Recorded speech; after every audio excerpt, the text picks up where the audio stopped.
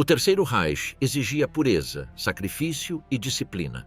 Mas seus líderes viviam cercados de privilégios sexuais, práticas ocultas e relacionamentos que contradiziam tudo o que eles impunham aos outros.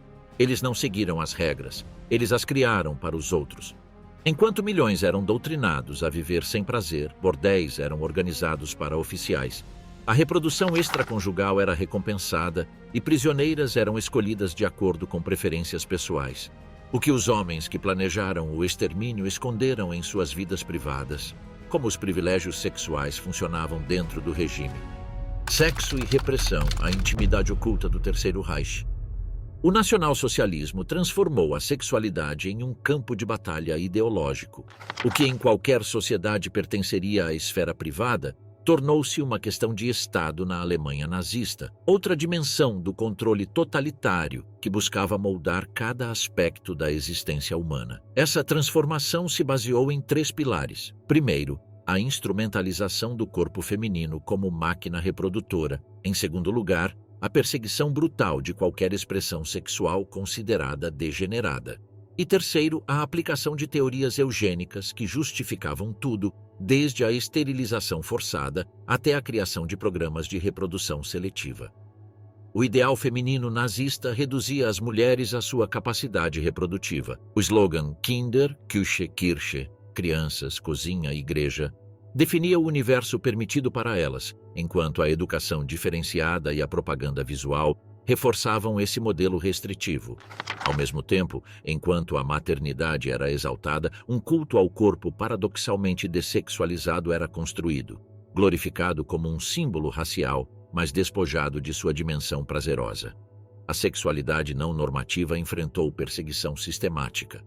Particularmente severa foi a repressão contra homossexuais masculinos, que eram identificados nos campos de concentração com o Triângulo Rosa e submetidos a experimentos médicos com a intenção de curá-los.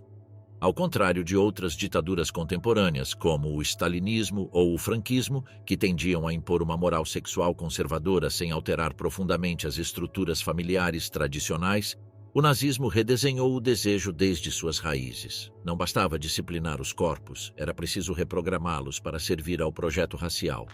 O regime não se limitava à censura ou à repressão do prazer. Transformou o sexo em um dispositivo de poder estatal. Esse processo se manifestou no culto obsessivo ao corpo ariano, musculoso, fértil, harmonioso, mas surpreendentemente asséptico. Representações visuais do ideal racial, em esculturas, pôsteres, filmes e desfiles, promoviam uma estética viril que exaltava a reprodução sem erotismo.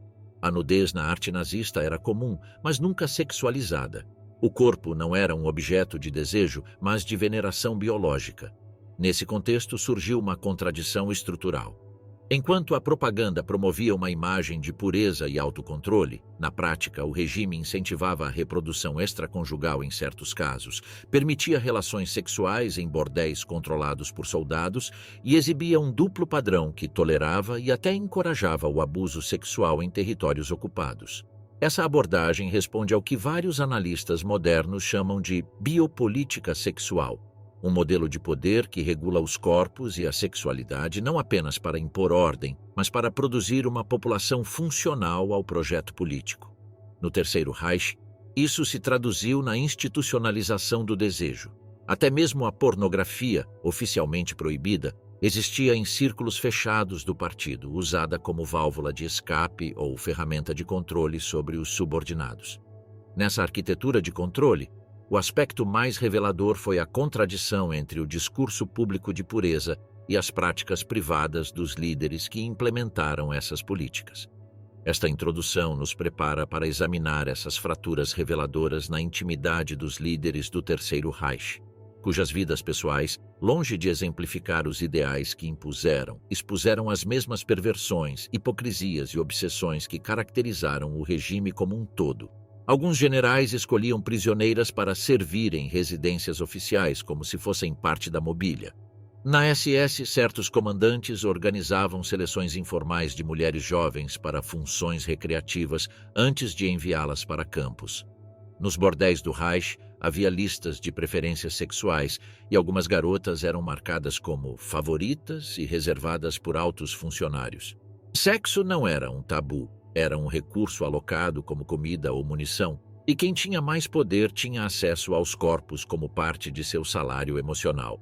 Enquanto as leis arianas proibiam abraçar qualquer pessoa imprópria, os líderes mais influentes do regime abusavam de atrizes, secretárias e enfermeiras em salas seladas pelo protocolo. Ninguém falou, ninguém relatou isso. Nos diários de campanha de alguns oficiais aparecem frases como "a loira do hospital, já educada". Nos trens do leste não viajavam apenas soldados. O mesmo aconteceu com as vítimas selecionadas pelo nome por homens que falaram sobre genética no tribunal e exigiram obediência entre os lençóis. Hitler, o celibato do Führer e sua obsessão proibida. O arquiteto do Terceiro Reich projetou publicamente uma imagem de abstinência quase monástica, dedicada exclusivamente à missão histórica da Alemanha. Esse retrato contrastava dramaticamente com uma vida privada marcada por relacionamentos obscuros, possíveis parafilias e uma sexualidade que vários depoimentos sugerem ser profundamente problemática. O relacionamento mais perturbador na vida de Hitler foi com sua sobrinha Angela Maria Geli Raubal. Quando o jovem de 21 anos se mudou para o apartamento de Hitler em Munique em 1929, o que deveria ser um arranjo familiar se transformou em um vínculo doentio de controle obsessivo. Hitler, então com 40 anos, supervisionava todos os aspectos da vida dela. Ele revisava sua correspondência, restringia seus movimentos e proibia qualquer relacionamento com outros homens. Em 18 de setembro de 1931, Geli foi encontrado morto no apartamento com um ferimento de bala. A arma pertencia a Hitler. Embora tenha sido oficialmente declarado suicídio, nunca houve uma investigação independente. Após esse evento, Hitler caiu em profunda depressão, mantendo o quarto de Geli intacto como um santuário pessoal e mantendo seus retratos em lugares visíveis mesmo anos depois, quando já era chanceler do Reich. Otto Strasser, um ex-membro do partido nazista que mais tarde foi para o exílio, alegou que o relacionamento de Hitler com Geli incluía práticas sexuais atípicas, incluindo supostos atos de coprofilia. Embora essas alegações não tenham evidências documentais conclusivas, elas contribuíram para um perfil psicossexual perturbador do ditador. Paralelamente à história de Geli, Hitler começou um relacionamento com Eva Braun, então uma assistente de fotografia de 17 anos em 1929.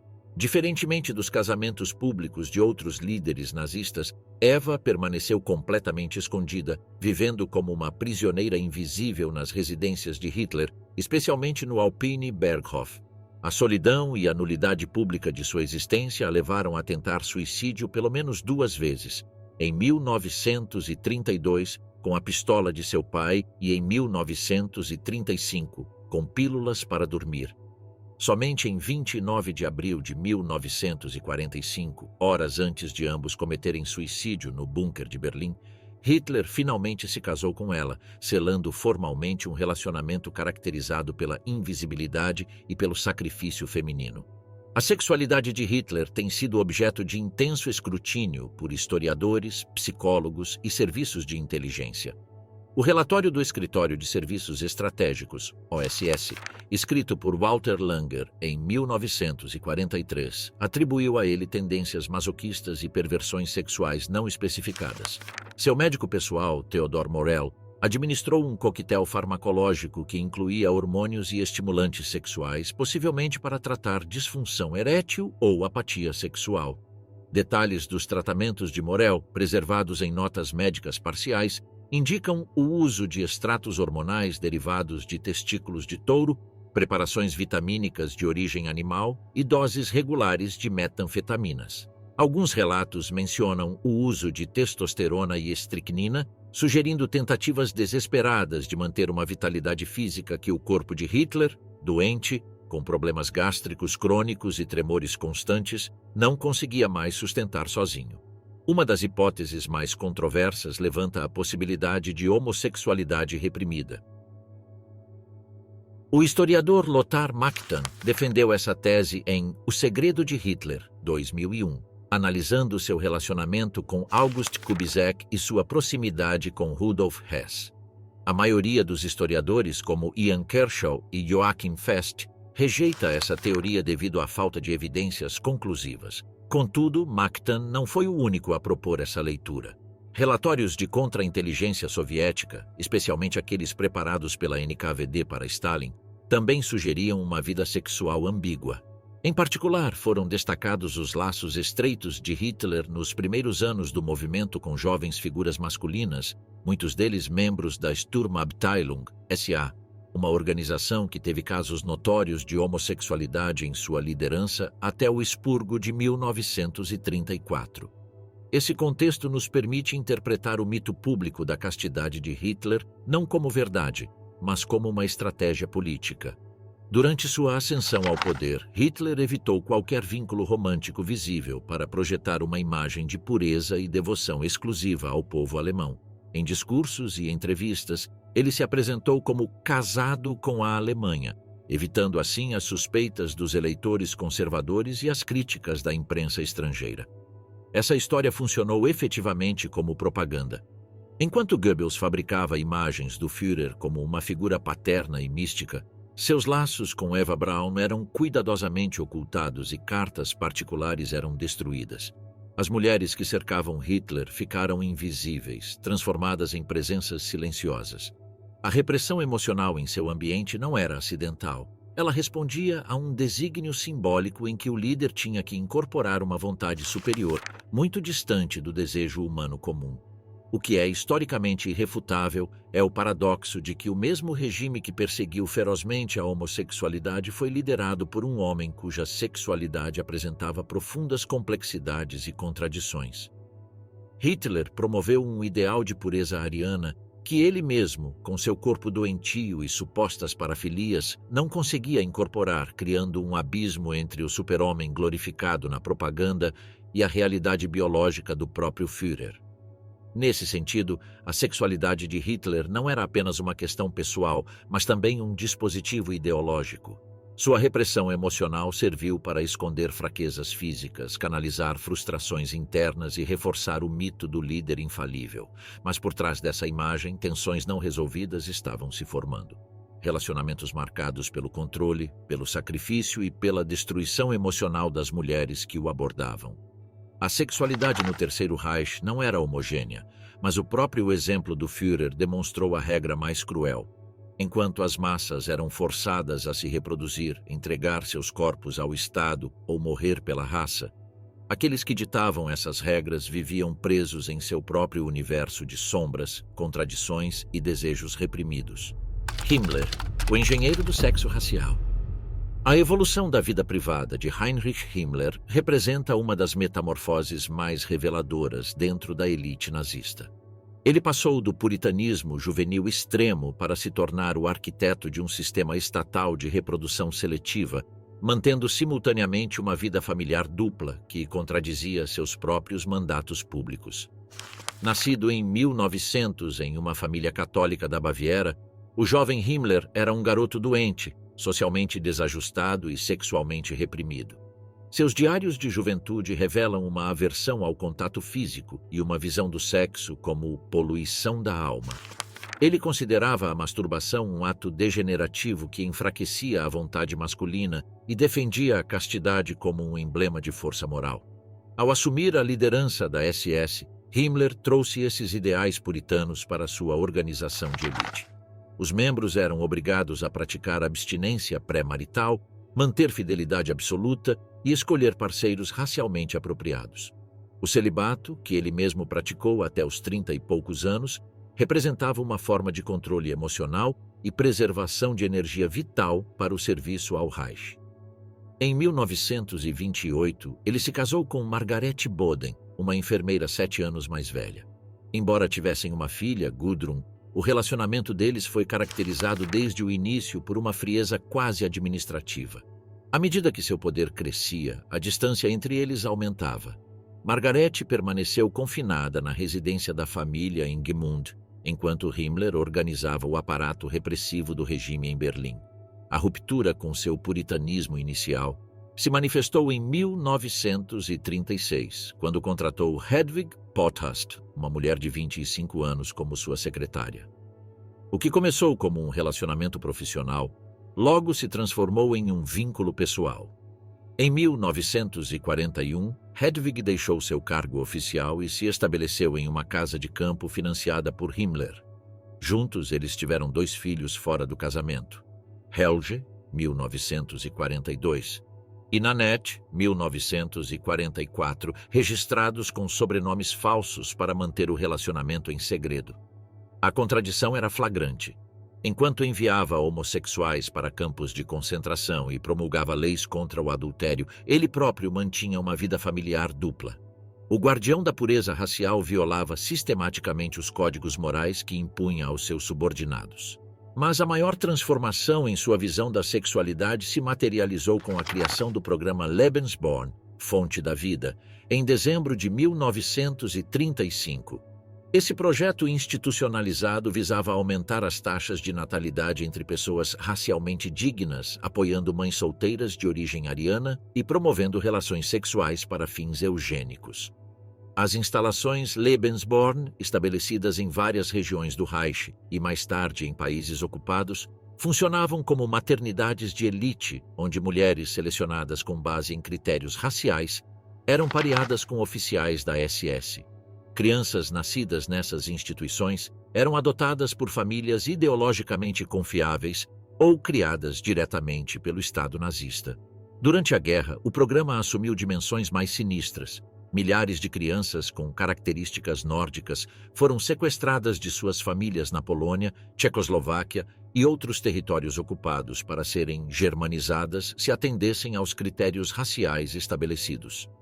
Himmler supervisionou pessoalmente os relatórios Lebensborn, assinou autorizações para adoções estratégicas e exigiu que as mulheres fossem avaliadas não apenas por suas origens genealógicas, mas também por sua aparência física, estrutura óssea, cor dos olhos e comportamento disciplinado. As mulheres eram vistas como incubadoras do futuro do Reich, recrutadas para um projeto que as reduzia à matéria biológica.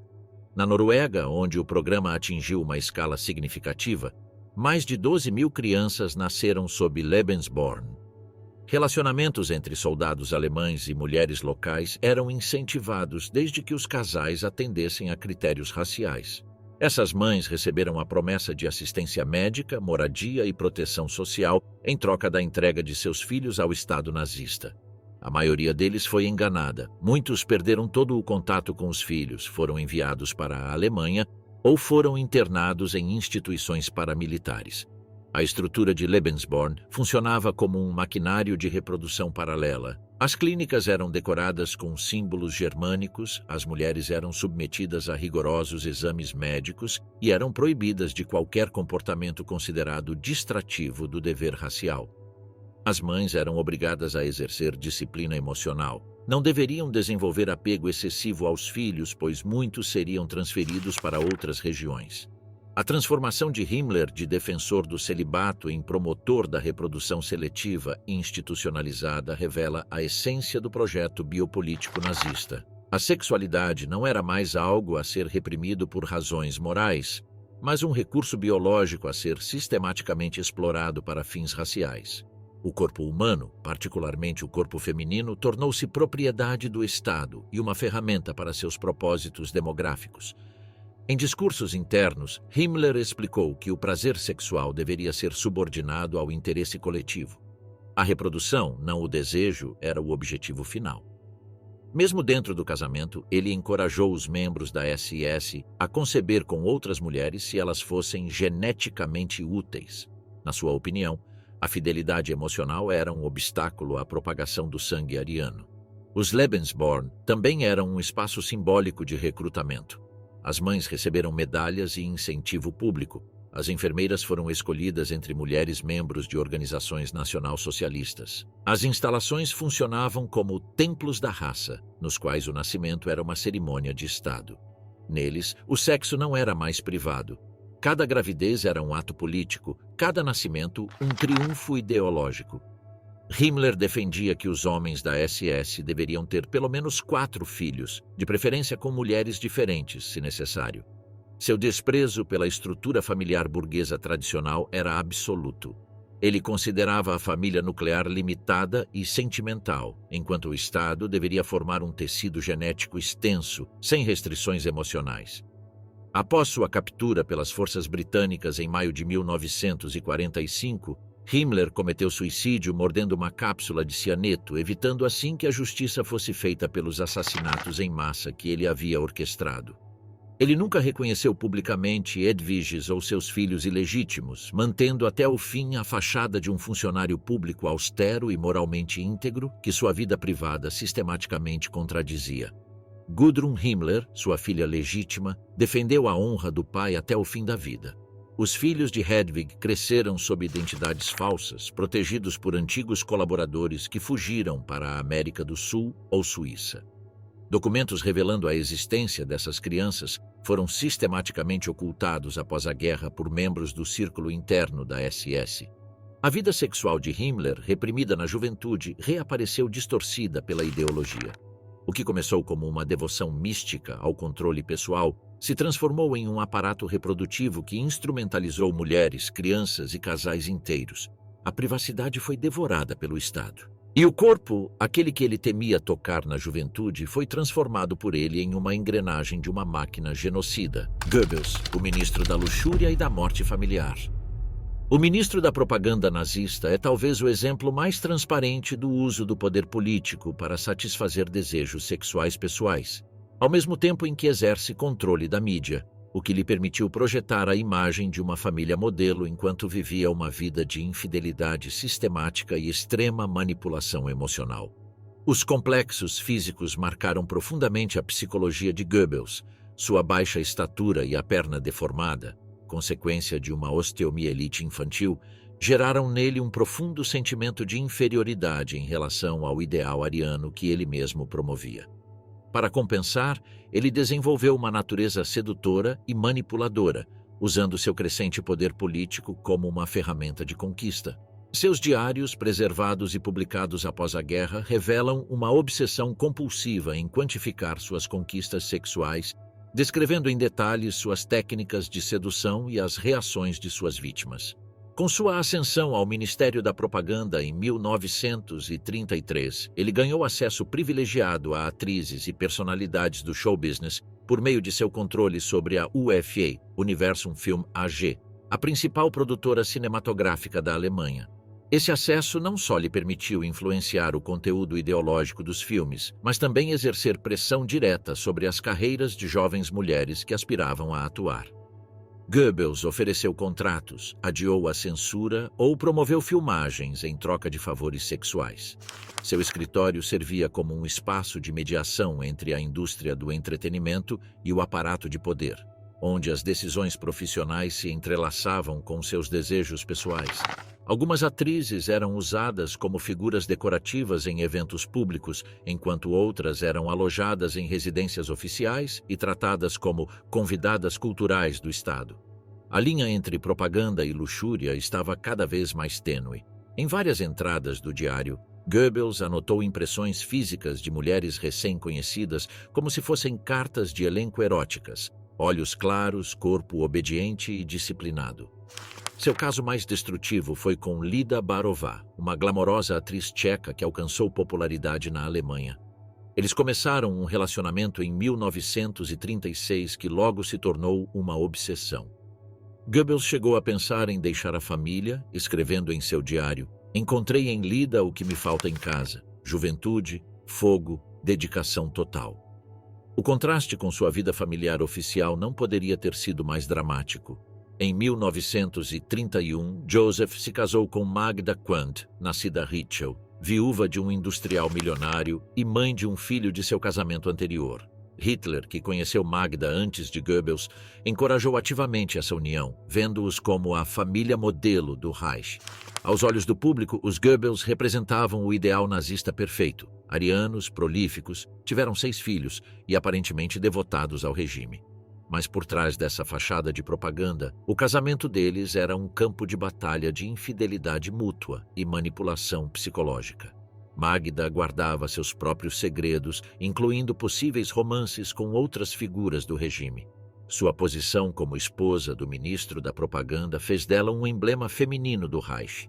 Fotografada ao lado de Hitler, uma mãe exemplar em revistas oficiais e embaixadora em eventos de caridade, Magda representava o modelo nacional-socialista de maternidade, embora, em particular, sua vida fosse marcada por desgosto, ciúme e frustração. Hitler confiava tanto em sua imagem pública que certa vez disse: Magda é o rosto amigável do Reich. Então, quando a crise com Baarová eclodiu, o impacto não foi apenas pessoal, mas político. Magda não surgiu apenas como uma esposa ferida, mas como uma figura institucional cujo papel simbólico estava se desintegrando. A crise eclodiu em 1938, quando o caso com Baarová atingiu proporções escandalosas. Magda, publicamente humilhada, foi diretamente a Hitler exigindo uma solução. Para o Führer, obcecado pela imagem pública do regime, o casal Goebbels representava um símbolo de propaganda que ele não podia se dar ao luxo de destruir. Hitler interveio pessoalmente, convocando Goebbels para exigir o fim imediato do relacionamento. Ele a proibiu de ver Baarová novamente e ordenou que a atriz fosse expulsa da Alemanha. Quando Goebbels implorou permissão para manter um relacionamento polígamo, Hitler rejeitou categoricamente a proposta. A rejeição fez com que Goebbels entrasse em um estado de depressão, do qual ele só saiu após receber garantias de que sua posição política não estava em perigo. Este episódio expôs a fragilidade emocional de Goebbels. Durante semanas, ele se retirou parcialmente da vida pública, reduziu sua atividade oficial e escreveu cartas desesperadas para Hitler e Magda, alternando apelos de amor com promessas de lealdade partidária. Para um homem obcecado por imagem, ser corrigido publicamente pelo Führer foi uma humilhação devastadora.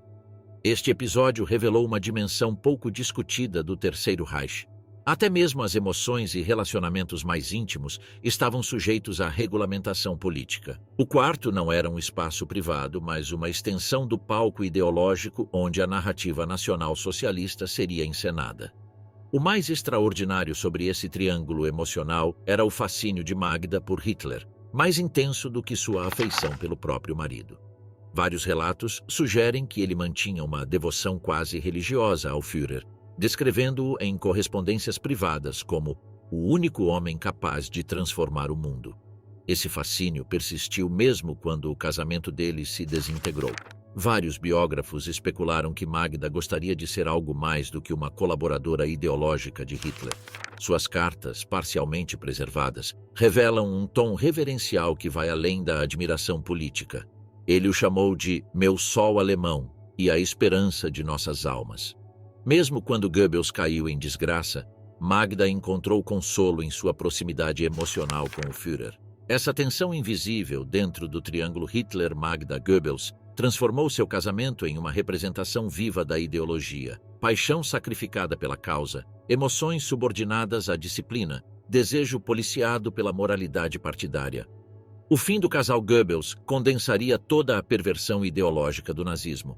Em abril de 1945, abrigados no bunker de Berlim com Hitler, eles tomaram a decisão mais horrível imaginável após o suicídio do Führer, assassinaram seus 6 filhos, primeiro administrando morfina para sedá-los e depois cianeto.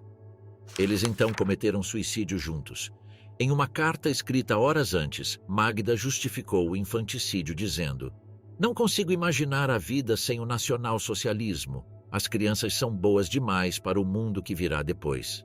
Este ato final representou o ápice lógico de uma ideologia que subordinou completamente os laços humanos básicos, até mesmo o amor maternal, a lealdade política absoluta. O ato foi meticuloso. Magda vestiu as crianças com roupas de domingo, penteou seus cabelos e as colocou na cama.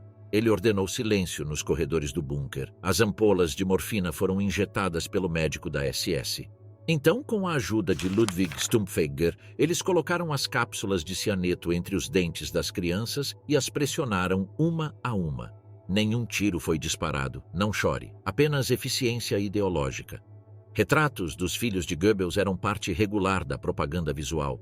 Seus rostos sorridentes, loiros e disciplinados ilustravam revistas, boletins escolares e exposições. Eles representavam o futuro do Reich.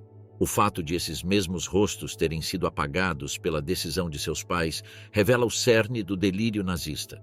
O ideal ariano só fazia sentido dentro do sistema. Fora dele, não merecia existir. Göring, o marechal dos vícios e o culto do espetáculo.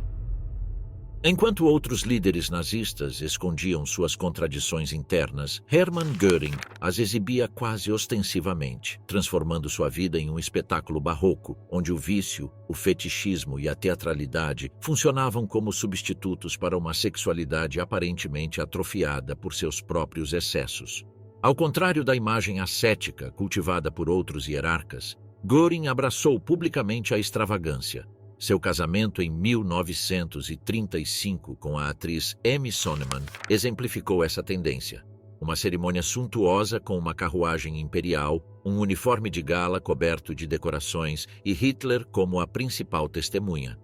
A celebração ocorreu em Karinhal, sua residência palaciana na floresta Schorfheide, projetada como uma versão teutônica de Versalhes. No entanto, esse casamento essencialmente encenado escondia uma relação íntima marcada pela distância emocional. Amy funcionou mais como uma peça no teatro imperial pessoal de Göring do que como uma companhia genuína. Ela desempenhou o papel de primeira-dama simbólica em eventos diplomáticos, aceitando estoicamente as excentricidades e vícios do marido em troca de privilégios materiais e status social. A raiz de muitas das disfunções de Göring pode ser rastreada até 1923, quando ele foi baleado na virilha durante o fracassado Putsch de Munique. Os efeitos físicos causaram-lhe dores crônicas, para as quais os médicos prescreveram morfina. Assim começou um vício que o perseguiria por mais de 2 décadas, transformando radicalmente sua personalidade e comportamento sexual. Ao longo das décadas de 1930 e 1940, ele consumiu doses crescentes de paracodina e eucodal, derivados de opiáceos. Sua personalidade passou por uma metamorfose grotesca. O antigo as da aviação tornou-se uma figura obesa e emocionalmente instável, alternando entre crises de euforia maníaca e depressão profunda. Seu julgamento tornou-se errático e sua presença, antes intimidadora, começou a provocar ridículo até mesmo dentro do círculo interno nazista. Suas aparições públicas começaram a se assemelhar a apresentações teatrais. Ele mudou de humor tão rápido quanto mudou de roupa. Um dia ele podia ser autoritário e violento, e no dia seguinte ridiculamente bombástico ou sentimental. As câmeras do Ministério da Propaganda foram instruídas a filmá-lo apenas de certos ângulos, e seu guarda-roupa foi selecionado com base no impacto no palco e não no protocolo oficial. O que mais chamava a atenção em Göring era sua extraordinária obsessão com roupas e aparência. Ele possuía uma coleção de mais de 30 uniformes personalizados, muitos deles desenhados exclusivamente com tecidos importados, botões dourados, capas de arminho e chapéus de penas. Ele trocava de roupa várias vezes ao dia, dependendo da ocasião, com conjuntos que ele mesmo definia como encarnações do espírito germânico. Esse comportamento transcendeu o meramente teatral e entrou no território fetichista.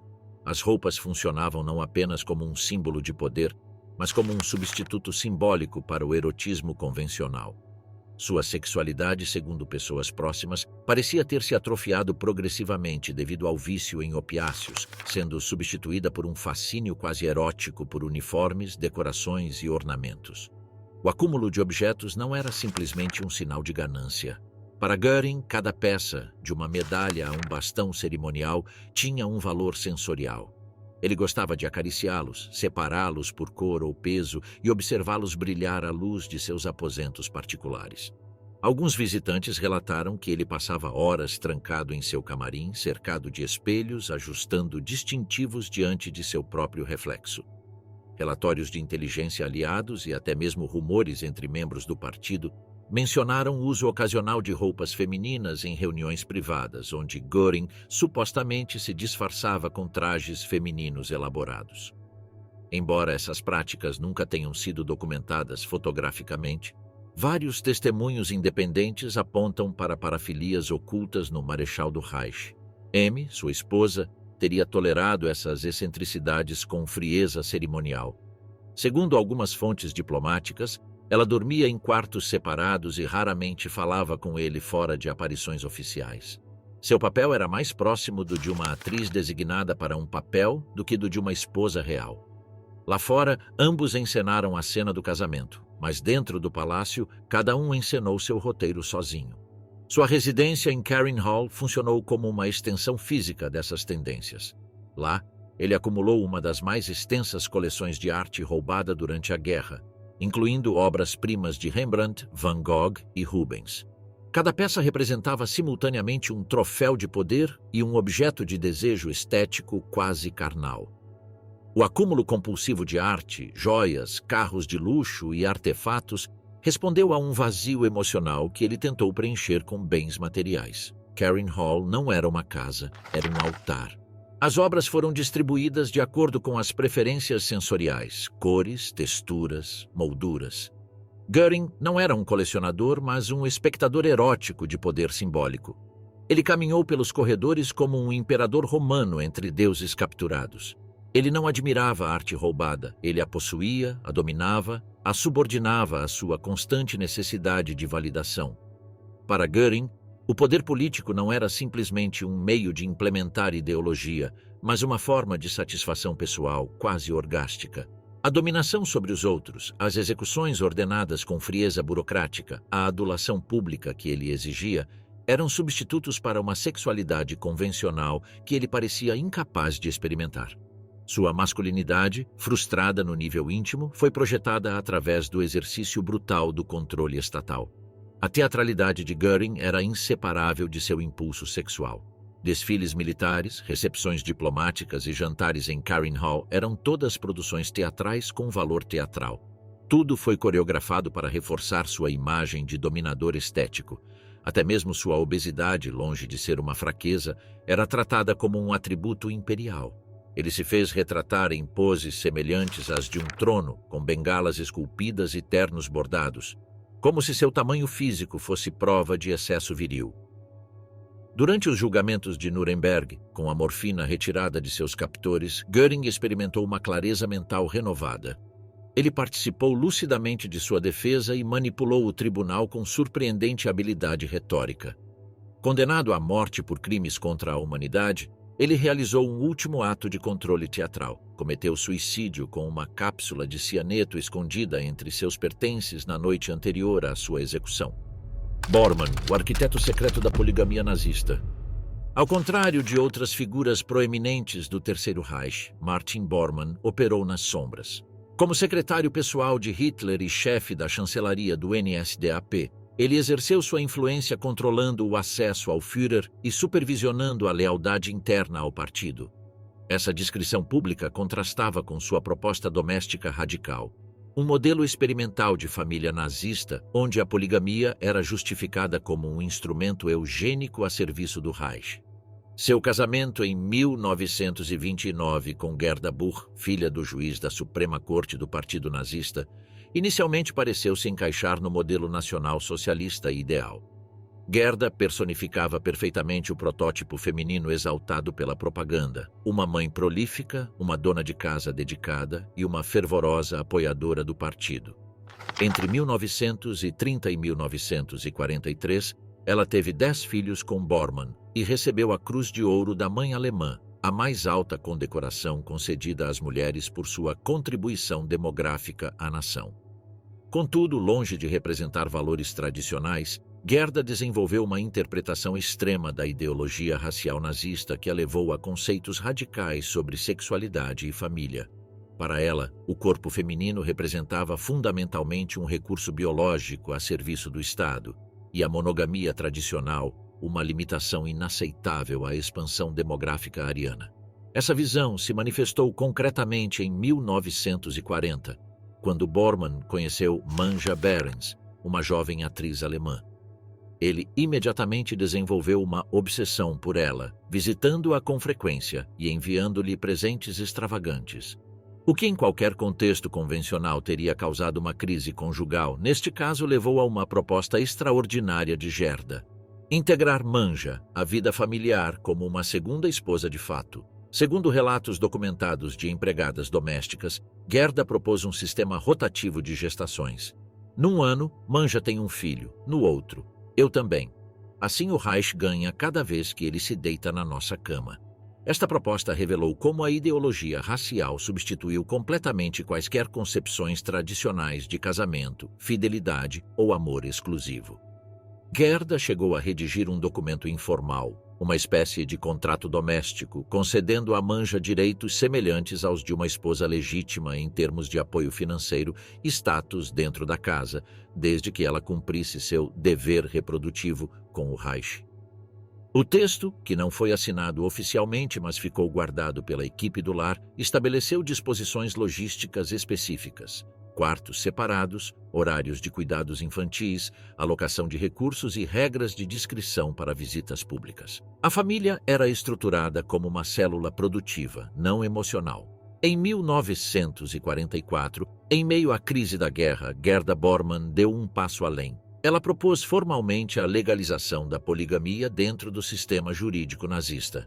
Seu argumento combinava pragmatismo demográfico com justificativa racial.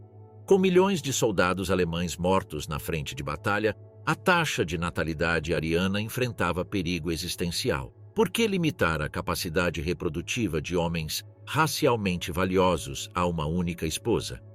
A proposta, apresentada ao Ministério do Interior, mas nunca implementada devido ao colapso iminente do regime, sugeria autorizar até 2 esposas legais para homens de sangue ariano superior, contemplando até procedimentos formais em que ambas as mulheres teriam que assinar uma declaração de lealdade e prontidão reprodutiva. O documento era acompanhado de uma estatística comparativa.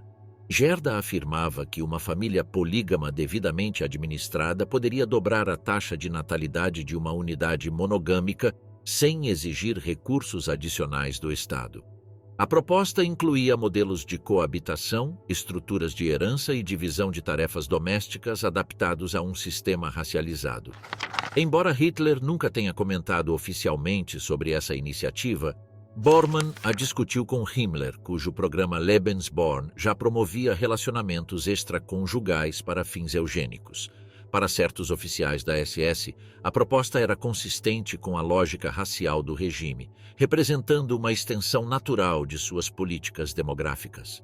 A convivência entre Gerda e Manja foi documentada por diversas testemunhas do ambiente doméstico.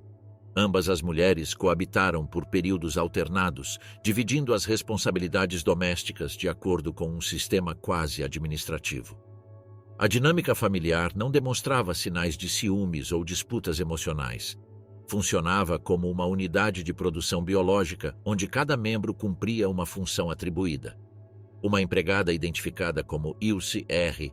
declarou mais tarde: "Não era uma casa normal. Era como uma fazenda humana uniformizada. Era tudo cumprimento do dever." Essa frieza estruturada refletia diretamente a visão nazista do indivíduo como um mero instrumento a serviço de objetivos raciais coletivos. A casa de Bormann não foi uma exceção, mas um experimento piloto. Gerda se correspondeu com outras esposas de funcionários do partido, compartilhando conselhos sobre fertilidade, rotinas de criação de filhos e até métodos para promover a pureza racial na dieta. Para elas, o corpo era uma responsabilidade cívica e a maternidade, uma forma de lealdade ideológica. Bormann não limitou essa visão instrumental das relações humanas à esfera doméstica. De sua posição influente, ele encorajou ativamente autoridades leais a terem vários filhos, mesmo fora do casamento, com mulheres consideradas racialmente adequadas. Em um memorando interno, ele escreveu: "Sangue precioso não deve ser desperdiçado em moralismo burguês", resumindo seu desprezo pelas restrições morais tradicionais quando elas prejudicavam objetivos demográficos. Ele até elaborou propostas para um bônus de nascimento reservado a altos funcionários do partido, concedido para cada criança concebida dentro ou fora do casamento com mulheres arianas certificadas.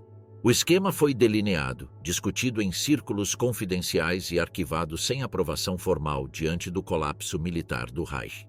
Após a queda de Berlim em maio de 1945, Bormann desapareceu enquanto tentava fugir. Durante décadas, houve especulações sobre sua possível fuga para a América do Sul. até que em 1972 seus restos mortais foram identificados perto da estação Lerter, confirmando sua morte nos últimos dias do Reich. Gerda Bormann morreu logo após a guerra, sofrendo de câncer em um hospital italiano. Seus filhos foram separados e criados por diferentes famílias alemãs. Paradoxalmente, um deles, Martin Bormann Jr., tornou-se um padre católico dedicado a denunciar os crimes nazistas, buscando a reconciliação com o terrível legado de seu pai. O experimento da família Bormann ilustra como a ideologia racial nazista aspirava a reconfigurar até mesmo as instituições humanas mais fundamentais, substituindo laços emocionais tradicionais por estruturas funcionais que serviam a objetivos biopolíticos do Estado. Hess, o fanático que amava Hitler. Entre todos os líderes nazistas, Rudolf Hess representa o caso mais extraordinário de sublimação sexual através do fanatismo político. Seu relacionamento com Hitler transcendeu a lealdade convencional para se manifestar como uma forma de devoção quase religiosa que substituiu e canalizou impulsos emocionais e físicos que normalmente seriam expressos em relacionamentos íntimos tradicionais. Tímido, introvertido e profundamente místico, Hess seguiu Hitler por anos como uma sombra silenciosa. Ao contrário de figuras como Goebbels ou Göring, ele não buscava destaque pessoal ou gratificação material. Sua existência parecia completamente subsumida na figura do Führer, a ponto de ele assinar documentos como eternamente seus e se referir a Hitler não como um líder político, mas como um guia espiritual e salvador da Alemanha. Em 1927, ele se casou com Ilse Pröll, uma jovem de uma rica família de Berlim e uma fervorosa nacional-socialista. O próprio Hitler interveio na união, pegando a mão de Ilse durante um jantar e colocando-a sobre a de Hess quando ele a propôs formalmente em casamento. Nenhum deles pôde recusar a sugestão do Führer. O mais extraordinário dessa união era seu caráter fundamentalmente assexuado. De acordo com evidências históricas documentadas, eles não consumaram o casamento durante os primeiros 7 anos de casamento. Ilse confessou a uma amiga próxima que se sentia como uma noviça em um convento e não como uma esposa. O contato físico era mínimo ou inexistente, pois Hess dedicava suas energias a rituais pessoais de lealdade a Hitler. Os registros pessoais de Ilse, embora escassos, descrevem uma vida doméstica solitária. Ela dormia sozinha, passava dias a fio sem trocar uma palavra com o marido e era excluída dos círculos sociais do partido. Seu papel era decorativo e subordinado, uma esposa sem função conjugal ou espaço real dentro do aparato político. Somente em 1937, 10 anos após o casamento, o casal teve um filho, Wolf Rüdiger Hess. Mesmo este evento parece ter sido mais um ato de realização ideológica do que uma expressão de desejo natural.